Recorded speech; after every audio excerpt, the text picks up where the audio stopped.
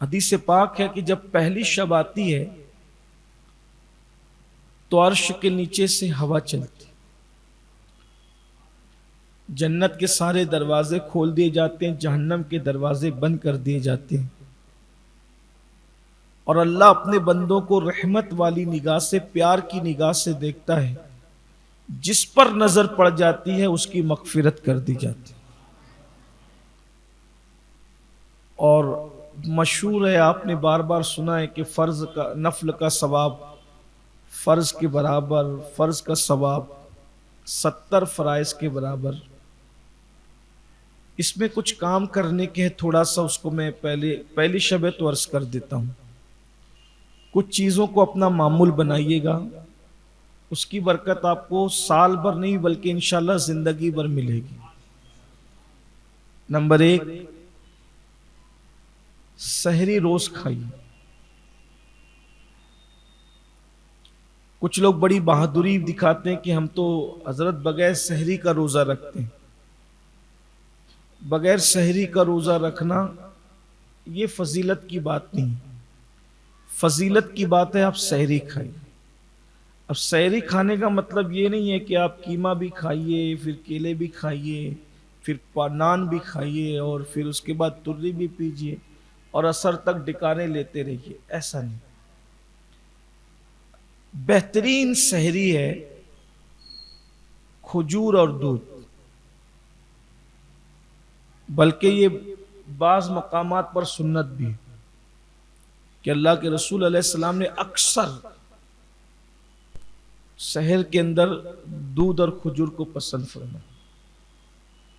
ایک تو کیونکہ سحری کا ثواب یہ ہے کہ ہزاروں فرشتے سحری کھانے والوں کے لیے مغفرت کی دعا کرتے، اور سحری میں جلدی اٹھیے۔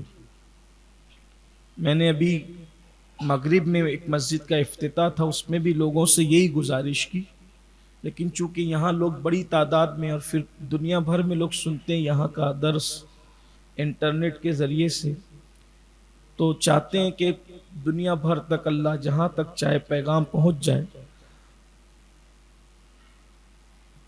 تھوڑا جلدی اٹھیے، تربیت کا مہینہ یہ، اور اس میں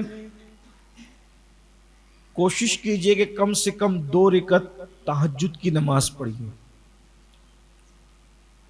اور تہجد گھر میں پڑھنا افضل، اگر گھر میں گنجائش ہو گھر میں، نفل نماز افضل ہے گھر میں پڑھنا، اس سے آپ کے بچوں کو ترغیب ہوگی، اور گھر کے لوگوں کو بھی یہ ذہن بنائیے کہ وہ سحری میں اٹھے تو پہلے تہجد پڑھیں، اس لیے کہ اللہ کے رسول علیہ السلام نے فرمایا جو تہجد پڑھے گا وہ بے حساب جنت میں جائے، انشاءاللہ اس کا حساب نہیں ہوگا، بہت بڑی سعادت۔ تو ہم نہیں سال بھر پڑھ پاتے ہیں اولیاء اللہ کی طرح، تو کم از کم مہینہ بھر تو پڑھ لیں، اور 2 رکعت کے لیے کتنا 2 منٹ لگتا ہے، 2 سے 3 منٹ لگتا ہے، پھر اس کے بعد کچھ گڑ گڑا لیجئے، دعا کر لیجئے، کیونکہ وہ وقت خصوصی دعاؤں کی قبولیت کا وقت، جو مانگتے ہیں ملتا ہے۔ یوں تو رمضان شریف کے علاوہ بھی وہ رات کا آخری پہر دعاؤں کی قبولیت کا وقت ہے، لیکن جب رمضان شریف آتا ہے تو پھر اس میں اور خصوصیت آ جاتی ہے۔ ایک یہ چیز، دوسری یہ چیز کوشش کیجئے کہ رمضان شریف میں کم سونے کی کوشش کی۔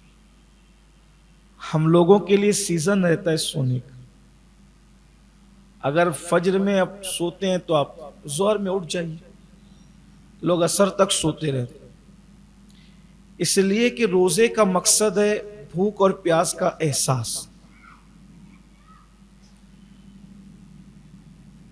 اب آپ کو بھوک ہی نہیں، اب آپ سحری کر کے پیٹ بھر کے سو رہے ہیں، اور پھر اس کے بعد افطار سے پہلے اٹھے، پھر ادھر بیٹھے ادھر بیٹھے، اس سے پوچھے کچھ گیم کھیل لیا، کچھ واٹس ایپ چیک کر لیا، کچھ فیس بک دیکھ لیا، ہو گئی مغرب۔ آپ بتائیں یہ کیا روزہ؟ ابھی میں نے مغرب میں لوگوں سے یہی کہا کہ جو روزہ آپ کو مسجد تک نہ لا سکے گا وہ روزہ آپ کو جنت میں کیا لے جائے گا؟ وہ تھوڑا سا روزہ اب تک آپ نے اپنی مرضی سے رکھا ہے، ذرا اللہ رسول کی مرضی والا روزہ بھی ایک مرتبہ رکھ کے دیکھ لیں، تو اس کی برکت آپ زندگی بھر محسوس کریں۔ اور آپ سے یہ بھی گزارش ہے کہ سب لوگ اس تصور سے اس رمضان شریف کو گزاریں کہ شاید یہ ہماری زندگی کا آخری ماہ رمضان ہے۔ اللہ آپ سب کو ہم کو بار بار نصیب کرے، لیکن اس تصور میں جاتا کیا ہے؟ ویسے بھی بزرگان دین کہتے ہیں کہ ہم جو نماز پڑھتے تھے سمجھتے تھے کہ یہ ہماری زندگی کی آخری نماز، تو جس نماز کو آپ آخری نماز سمجھ کر پڑھیں گے تو اس کی لذت ہی کچھ اور رہے۔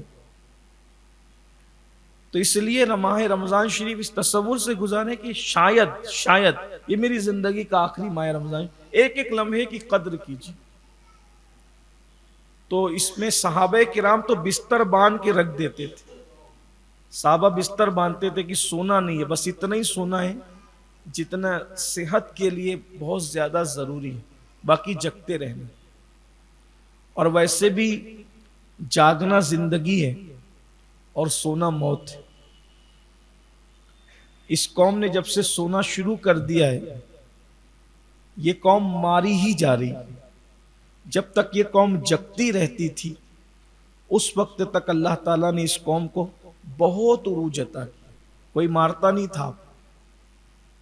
سو رہے ہیں اور سونا موت سے قریب ہے۔ پھر اس کے بعد 4 چیزیں اللہ کے رسول علیہ السلام نے بتائی ہے، اس پر غور فرمانا۔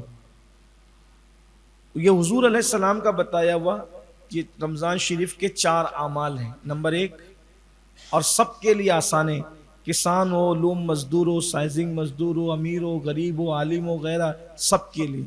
آقا علیہ السلام فرماتے ہیں رمضان شریف میں 4 چیزیں کثرت سے کرو۔ نمبر 1، پہلا کلمہ طیبہ کثرت سے پڑھو، لا الہ الا اللہ محمد الرسول اللہ صلی اللہ علیہ وآلہ وسلم۔ کیسے پڑھیں گے؟ لا الہ الا اللہ محمد الرسول اللہ صلی اللہ علیہ وآلہ وسلم، لا الہ الا اللہ محمد الرسول اللہ صلی اللہ علیہ وآلہ وسلم۔ پہلا کلمہ کثرت سے، سب کو یاد ہے، کثرت سے پڑھیں، اس سے بہتر کوئی ذکر نہیں۔ نمبر 2، استغفار کی کثرت کریں، استغفر اللہ ربی من کل ذنب واتوب الیہ۔ جو استغفار یاد ہو، بہت لمبا چوڑا نہ یاد ہو تو استغفر اللہ استغفر اللہ استغفر اللہ کرتے رہو۔ یہ 2 عمل ہو گئے۔ پھر 2 عمل دعا سے تعلق رکھتے ہیں۔ فرمایا جنت کا سوال کرو، رمضان شریف میں کثرت سے جنت مانگو۔ اس میں تھوڑا عشق کی بات اور ایڈ کر لیں، جنت تو سب کی ضرورت ہے لیکن ساتھ میں عشق کی بات اور ایڈ کر لیں۔ جب اتنی بڑی بارگاہ سے مانگ رہے تو پھر کچھ بڑا مانگیں، حالانکہ جنت بھی بڑی چیز ہے، لیکن جنت ہی نہ مانگے بلکہ جنت میں حضور علیہ السلام کا ساتھ مانگے، ان کے ساتھ جنت چاہیے، ان کے پڑوس میں، اور ملے گی۔ حضرت موسیٰ علیہ السلام نے جب پوچھا تھا وہ بڑھیا سے کہ یوسف علیہ السلام کا مزار کہاں ہے، تو بڑھیا نے کہا میں جانتی ہوں لیکن شرط ہے کہ آپ کے ساتھ جنت چاہیے۔ تو آپ نے فرمایا کہ تو جنت مانگ لے اتنا کافی ہے، میرے ساتھ جنت، نبی تو نبی ہے۔ تو جبریل تشریف ہے، کہا دے مانگتی ہے تو دے دیجیے، کیا جاتا ہے، اس کے کرم میں کمی کہاں ہے، وہ تو مانگتے تو دے دیں۔ تو جب بڑھیا مزار یوسف بتا کر حضرت موسیٰ کے ساتھ جنت میں جا سکتی ہے، تو اگر آپ ماہ رمضان شریف کی قدر کر کے رسول اللہ کے ساتھ چلے جائیں تو پھر کوئی بعید نہیں۔ تو حضور کے پڑوس میں مانگے، بڑی بارگاہ ہے تو بڑی بات ہو۔ اور یوں بھی میں آپ سے گزارش کرتا ہوں، شاید میں نے پہلے بھی کہا تھا، اللہ کے یہاں ہمیشہ بڑی مانگنا چاہیے، اس لیے کہ بارگاہ بڑی ہے، ہمیشہ وہاں سے بڑا مانگا کرو، بڑی چیز مانگا کرو، اور دینے والا یقین سے مانگا کرو، اس پہ یقین ہے تو پہلی چیز کلمہ طیبہ، دوسری چیز استغفار، تیسری چیز جنت کا سوال، اور وہ بھی رسول اللہ کے ساتھ ان کے پڑوس میں صلی اللہ علیہ وسلم، اور چوتھی چیز جہنم سے پناہ مانگ۔